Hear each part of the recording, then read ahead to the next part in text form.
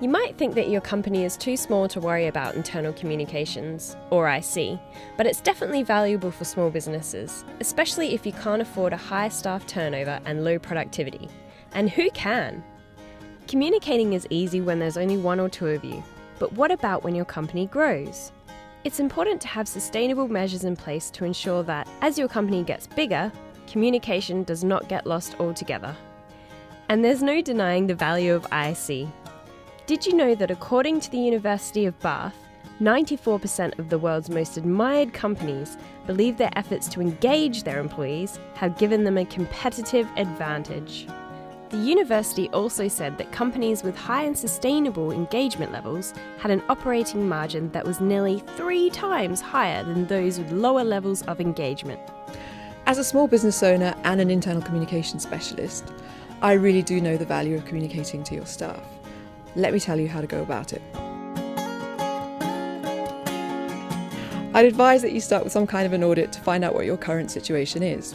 If you've got 5 people or less, you might want to just get them in a room and ask them what they think. If you've got a few more than 10 people, why not use an online survey? If you have any existing communications in place, like a regular newsletter, ask your staff what they think about that. You should also try and find out how your staff feel about things and what they understand about your business. Do they feel that they're helping the company achieve its goals? And do they feel that their input is heard and valued? If they don't, then that really is a big problem and you need to sort it out. Use what you discover in your audit to set some clear communication goals. For example, if you find that in your survey that people don't understand what your business goals are, then make a plan to communicate them clearly and measure it afterwards and see if everyone's understood. Next, develop your key messages. As I've already hinted, they should be linked to your business goals so that everybody understands what your business is trying to achieve and how they personally can help you get there. If you don't tell them what your business goals are, they might make up their own story and that might not match with what you think. There are lots of different ways to communicate your message. You can use meetings, e-newsletters, emails, social networking sites, and much more. If you don't have any communications channels in place, use your audit to evaluate which ones to try out. If you have a very small team of 5 or less, you'd probably just need a regular meeting to share your news and goals. However, the bigger you are, the more channels you're going to need to develop, especially if your team is not always together, like for example, some people working remotely or travelling as part of their job.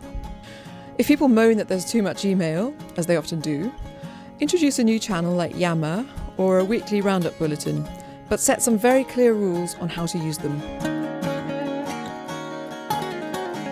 Now that you know what you want to say and when you want to say it, plan a calendar of activities and assign it to one person on your team to look after. Make sure you get the frequency right, and also make sure that you mix face-to-face and written. Don't rely on one or the other. Remember that profit against engagement graph we showed you right at the beginning? It's extremely important to continually seek feedback on how you're doing. Give people lots of opportunities to have input, and their engagement as well as your profit should go up.